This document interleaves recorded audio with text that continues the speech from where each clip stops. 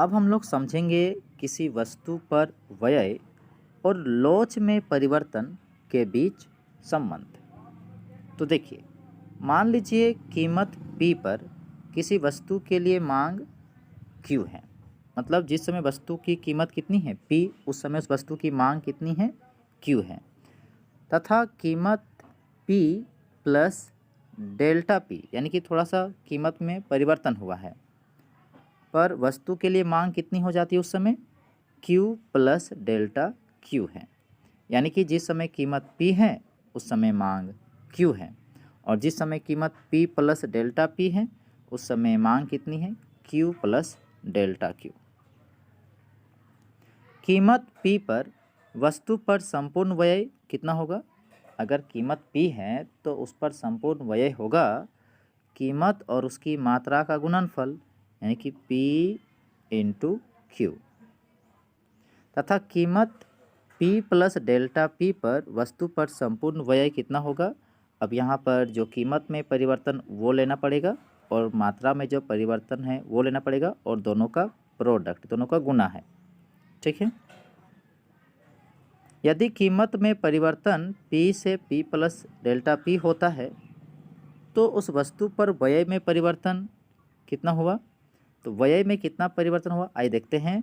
तो देखिए, बाद की जो कीमत है और बाद की जो मात्रा है दोनों को मल्टीप्लाई कीजिए, और उसके बाद क्या कीजिए, शुरू की जो व्यय था उसको घटाइए।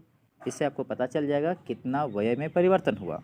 तो जब इसको ब्रैकेट से ओपन करेंगे, जब इसको गुना करेंगे तो आपको इस तरह का रिजल्ट प्राप्त होगा। ठीक है। आपको जब इसको मल्टीप्लाई कीजिएगा, ब्रैकेट हटाइएगा, तो आपको ये रिजल्ट प्राप्त होगा। अब यहाँ देखिए, डेल्टा P और डेल्टा Q ये छोटे छोटे मान हैं। अगर ये छोटे छोटे मान हैं तो इनका जो प्रोडक्ट आएगा ये delta P into delta Q, ये बहुत ही छोटा होगा। और ऐसे पद को क्या कर देंगे हम लोग, उसका मूल्य नगण्य है, मतलब बहुत ही कम वैल्यू, बहुत ही कम।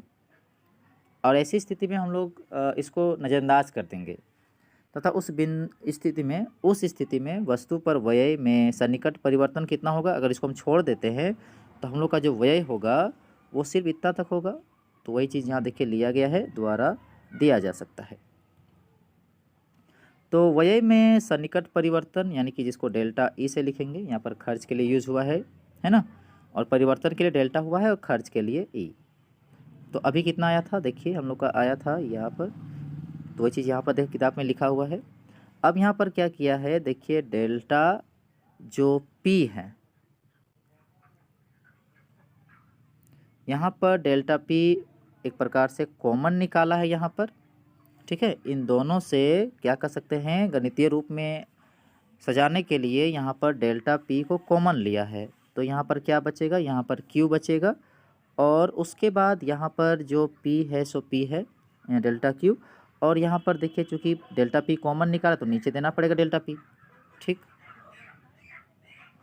अब यहाँ देखिए डेल्टा Q का डेल्टा P का डेल्टा P रहा। अब इन दोनों से क्या किया गया है, Q को कॉमन निकाला गया है, और आपका जो ब्रैकेट के भीतर इस रूप में आया है। यहाँ पर एक अच्छी बात बताना चाहेंगे, ये जो यहाँ पर लिखा है ये आपका देखिए मांग की लोच के रूप में है, तो ये इसलिए हम यहाँ पर क्या लिख सकते हैं, ED लिख सकते हैं। ठीक है। अब यहाँ देखिए ध्यान दीजिए कि अगर मान लेते हैं ED का वैल्यू, यानी कि ED का जो वैल्यू है लेस देन -1 होता है, मतलब -1 से छोटा है। अगर यहाँ पर -1 से छोटा होगा तो जाहिर सी बात है कि इसका जो कंप्लीट रिजल्ट होगा ब्रैकेट के भीतर का वो 0 से छोटा होगा, लेस देन 0 होगा। और इस प्रकार डेल्टा E का विपरीत चिन्ह डेल्टा P है।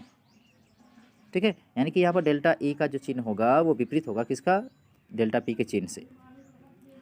उसके बाद यदि हम डेल्टा E की वैल्यू कितना लेते हैं, -1 से बड़ा लेते हैं, डेल्टा E की वैल्यू यानी कि इसकी जो वैल्यू है, ED की जो वैल्यू है कितना लेते हैं, ED का मांग की लोच का वैल्यू कितना लेते हैं, -1 से बड़ा लेते हैं, तो यहाँ पर जो वैल्यू आएगा वो 0 से बड़ा आएगा।